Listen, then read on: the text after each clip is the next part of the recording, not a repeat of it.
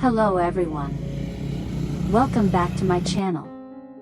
Today, I'm bringing you another deeply emotional episode in the love story of Lythieuca and Officer Hùng, two ordinary people living in a poor rural village, yet always filled with love, strength, and determination. As many of you already know, little Tony, Lythieuca's son, is now over 2 years old, but he still hasn't spoken a single word. That has made both Lythieuca and Hùng extremely worried. For countless nights, they stayed awake beside their child, trying everything, asking around everywhere, just to find out what might be wrong. And today, they've decided to take Tony to a major hospital for a thorough examination. On this journey, they carry with them so much hope, that as long as their son becomes healthy, as long as they can hear him call Mom or Dad, then every hardship will suddenly feel small. What will the medical results reveal? Will Tony finally be able to say his very first words? Stay tuned and watch the full video to find out what happens next. Don't miss a single moment, because every second of this story carries faith, tears, and the boundless love of a small family living peacefully in the countryside. That morning, the sky was a dull gray, as if covered by a thick layer of mist. A cold wind blew from the fields across the provincial road, carrying with it the chill of early dawn and rustling through rows of leafless trees. Hung's old motorbike rumbled softly, its wheels rolling slowly over the pothole-riddled road. Little Tony sat in the middle, his tiny body nestled safely in his mother's arms.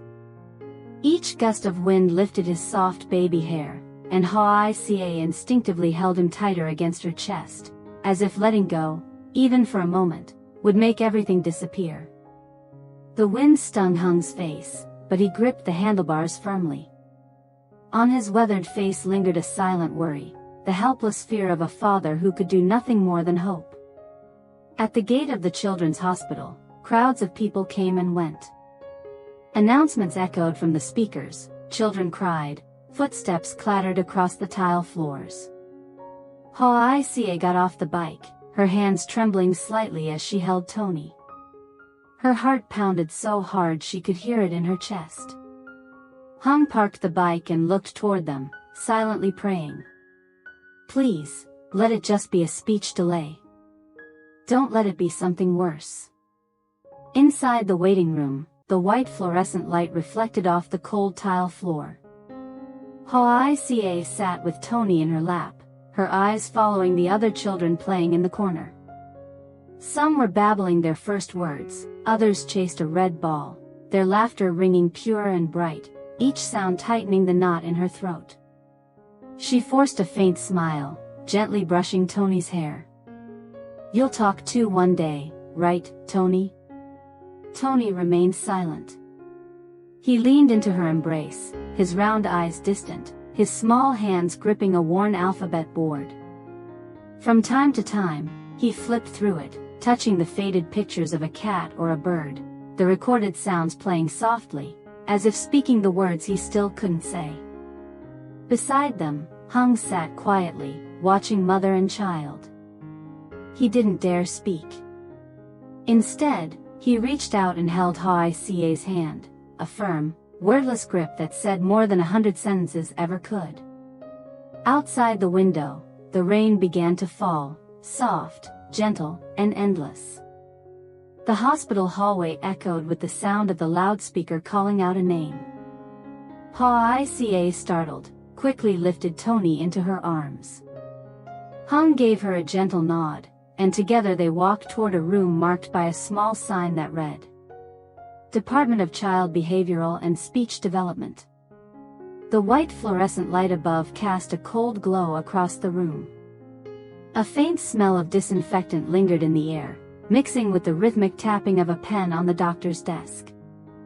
On the shelf, thick stacks of patient files stood neatly in rows, each folder carrying a story, a worry, a fragile hope from hundreds of families. The doctor, a man in his 50s, gray-haired, kind-faced, with calm and thoughtful eyes, observed Tony for a long moment. He asked a few gentle questions, but Tony only stared at his own hands in silence. The boy held a small toy pen, tapping it lightly on the desk, then turned to his mother and smiled absent-mindedly. Silence filled the room. Only the ticking clock could be heard, steady, slow, and the sound of Hoài Ca's shallow breathing as she waited for the verdict. The doctor finally looked up. His voice was low and gentle, yet every word fell heavy. Your son shows signs of hyperactivity and mild developmental delay. His speech is slow, and his ability to focus is quite weak. Early intervention is extremely important in cases like this. I recommend enrolling him in a special class, where teachers can help train his concentration, thinking, and language response skills. At home, please be patient and practice with him daily, combined with medication and psychological support therapy. His words came softly, like a breeze, yet each one landed like a stone sinking into the heart of a young mother. The world around Hoài Ca began to spin. The small room seemed to close in, her breath caught painfully in her chest. She couldn't hear clearly anymore. The doctor's lips still moved. Hung was saying something beside her, but all she could hear was a distant, muffled hum. Everything blurred, fading away like a terrible dream she couldn't wake from. Her hands trembled.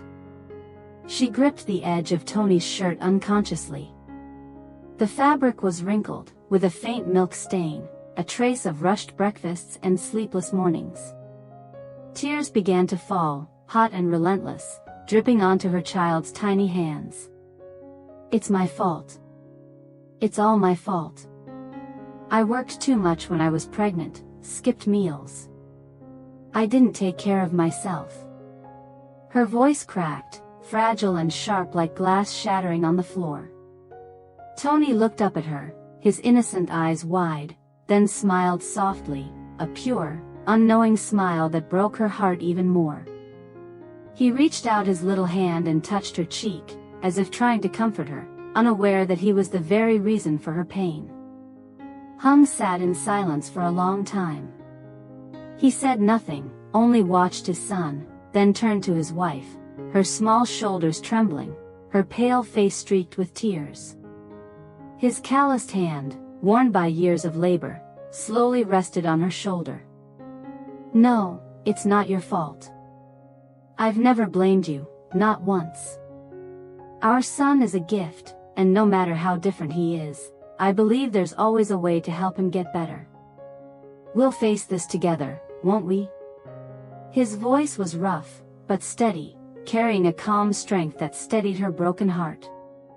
Through her blurred vision, Hoài Ca looked at him, and in his eyes, she saw something she had lost the moment the doctor spoke: hope.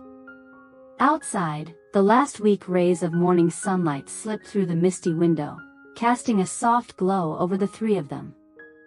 From the next room came the sound of a child crying. A distant announcement echoed from the hospital speakers.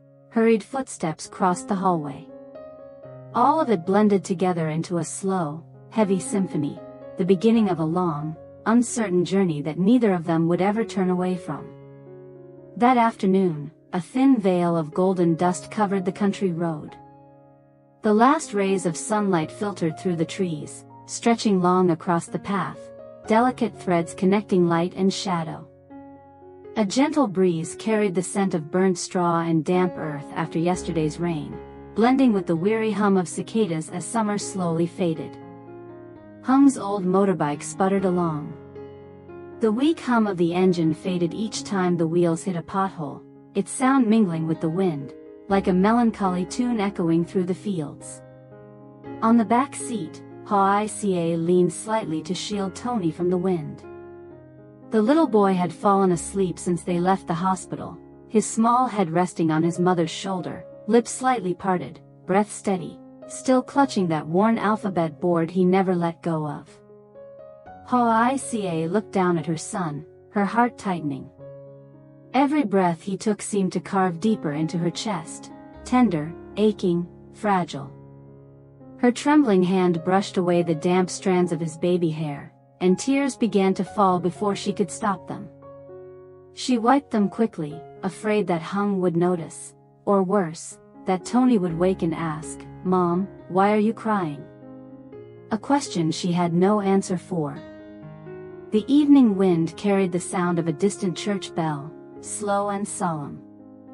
Before them, the sky had turned red-orange, spreading like a faint trace of spilled blood across the horizon. The road home felt longer than usual, long and heavy, as if even time itself hesitated to witness the quiet sadness in their hearts. By the time they reached home, the sky had deepened to violet. The bamboo grove by the gate rustled softly, sparrows flitted hurriedly back to their nests. Smoke from nearby cooking fires curled into the mist, like incense smoke drifting through the dusk of an old Memorial Day. Their small house sat tucked beneath the shadow of a tall betel-nut tree, the moss-darkened tiles glistening faintly in the twilight. Hung parked the bike, his footsteps pressed heavily into the damp ground. No one spoke. Hoài Ca remained still, holding Tony in her arms, listening to his calm breathing. Only when a cool breeze swept through did she whisper, "He's sleeping so soundly, must be tired." Her voice was faint, barely a breath, breaking softly into a fragile sigh. Hung sat on the front step, eyes fixed on the fading horizon. In the distance, late cranes crossed the fields, their wings dipping into the violet haze. His voice came low and rough. "I've asked around the whole district. There are no special classes here. If we want him to study, we'll have to go to the city." The words seemed ordinary, yet they fell into the silence like stones dropped into deep water, heavy, echoing. Hoài Ca lowered her head. Her fingers tightened. Her lips trembled before she finally spoke. "But, where will we get the money, for rent, for travel?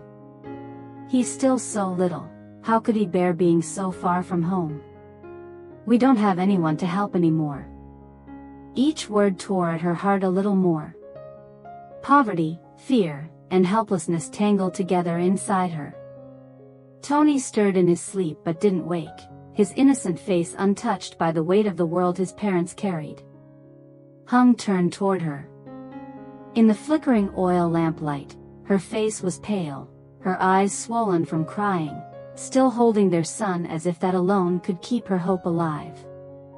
He moved closer, sat beside her, and gently took her hand in his rough, calloused palm warm and firm. "I'll find a way," he said quietly. "No matter how hard it gets. I'll make sure our son can learn, just like the others." His voice trembled slightly, but every word was steady, forged in determination. Through tearful eyes, Hoài Ca looked at him. In the dim yellow glow, she saw a man worn by the sun and years of labor, but still unbroken, still holding on, a man who had never once learned to give up, even when the road ahead was all darkness. Outside, the sky thickened into night. The last cicada song faded, replaced by the steady chorus of crickets. Inside their small house, the flickering oil lamp cast faint shadows of the couple across the old, stained wall. Tony slept soundly, his tiny hand gripping his mother's shirt, as if afraid to be left behind in his dreams. Hung watched his son, his gaze distant. He knew the road ahead would be long, filled with bus rides, sleepless nights, and debts that might take years to repay. But inside, one thing had become unshakably clear. No matter how poor, how hard life became, he would never let his child fall behind. Outside, the wind grew stronger, rustling the frayed curtain by the door. The air smelled of soil, rice fields, smoke, and something else, the familiar scent of home, of perseverance, of fragile but enduring hope. The two of them sat there for a long time, wordless. Only their soft breaths mingled with the chirping of insects. In the cool autumn night, the warmth of their clasped hands was the only thing that held them together. A silent promise, etched deep within their hearts. No matter how many storms await us ahead, we will never let go. Night fell over the quiet countryside. The world sank into a vast silence. Only the sound of crickets and the soft wind brushing over the old tiled roof could be heard. A thin crescent moon hung low in the sky, faintly glowing behind a veil of clouds, casting dim light over the small house nestled by the rice field, where a weak oil lamp still flickered behind a thin curtain. Inside the narrow room, Hoica lay beside Tony. The boy slept soundly, his innocent face tinted pink in the warm glow of the lamp, his breath slow and even, like a gentle lullaby. Hoica reached out, resting her hand on his small chest, where his fragile heart beat in steady, stubborn rhythm. Her voice broke into a whisper, trembling between quiet sobs. "My little one. Mommy will keep trying. I just want you to be healthy, to grow up like other kids. To call me Mom, to call your dad, Dad, that's all I ask for." Tears streamed down her cheeks, soaking the pillow. She tried to hold them back, but couldn't. Fear, sorrow, and helpless love surged like waves breaking through. She buried her face against her son's shoulder, breathing in his scent, milk, hair, baby skin, everything that was Tony, as if to seal her silent promise deep within her heart. Outside, Hung was still awake. The dim light from the room spilled across the doorway, stretching his shadow long over the damp earth. He sat against the wooden post, shirt clinging to his back with sweat, his gaze fixed on the dark horizon. The night filled with quiet sounds, chirping crickets, a dog barking far away, the whisper of wind through the areca palms, blending into a sad nocturne. In his rough, calloused hands was an old phone, its screen cracked in one corner. His fingers moved slowly across the keypad, every tap deliberate. A search line appeared, faintly glowing. Support Center for Children with Developmental Delays, City Area. Each time a result appeared, he stopped to read carefully, his tired eyes lingering on every word. Some centers were hundreds of kilometers away. Others charged tuition higher than his monthly income. He swallowed hard, his dry lips moving as if doing silent calculations. But in his eyes, there was still a glimmer, not from the phone's light, but from a fragile, burning hope of a father who refused to give up. The wind stirred the curtain, making it flutter gently. The lamplight from inside cast a faint glow on his face, a face both strong and weary, lined with quiet love. He looked up at the sky, where the faint moon hung amidst drifting clouds. In that moment, he prayed, not for himself, but for the little boy sleeping inside, and for the woman fighting her silent fears beside him. The night air was cold, yet a strange warmth rose within him. Hung knew the road ahead would be hard. But as long as Tony could still smile, as long as Hoica was beside him, he would never break. Inside the room, Hoica kept whispering her soft lullaby. Tony turned slightly, smiling in his sleep, a tiny smile, but enough to ease her trembling heart. The lamp flickered weakly, blending into the sounds of the night, leaving only the rhythm of 3 breaths, a small family, poor but warm, weary yet never hopeless. The wind brushed the roof, the insects sang, the cool night air moved gently, like the slow, steady heartbeat of the earth itself. The little house rested quietly in the darkness, moonlight glimmering faintly on the curtain, where the silhouette of a father still sat, silent and steadfast. Another long night passed, no miracle came, but neither did surrender. Tomorrow, perhaps Hung would head to the fields again at dawn, Hoica would return to her stall at the market, and Tony would still smile, still silent. Yet within their hearts, a small seed of hope had begun to sprout. Would Hung and Hoica have the strength to take Tony to the city, where treatment meant not only high costs but endless trials? Amid their harsh, humble life in the countryside, what choice would they make? To leave their homeland for a chance at healing, or to stay and protect the fragile warmth of home? Stay tuned for the next episode, where faith, tears, and love become the strength that holds together a small family in the heart of a poor village. And don't forget to leave a comment and send your prayers to Hùng, Hoài Ca, and little Tony. Hello, xin chào tất cả mọi người. Ôi giời ơi. Bây giờ thì cũng là buổi chiều rồi. Bình thường thì bây giờ ngày thường là mình đã hoàn thành xong một nửa công việc rồi. Nhưng do hôm nay kiểu tinh thần nó không được tốt nên là mình làm việc nó không có được đạt hiệu quả cho nó. Và đến bây giờ thì mình vẫn chưa hoàn thành được một tí nào của công việc luôn. Và hiện tại là bây giờ là 2:30 chiều rồi.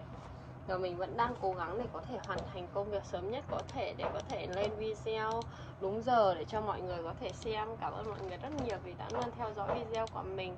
Và mong rằng mọi người sẽ luôn ủng hộ và yêu quý kênh của mình hơn nữa, và ủng hộ cho kênh của mình trong những video tiếp theo. Hy vọng rằng sẽ luôn có mọi người bên cạnh để có động lực làm video nhiều hơn nữa. Cảm ơn mọi người rất nhiều vì đã lắng nghe những lời chia sẻ của cuối video. Hẹn gặp lại mọi người.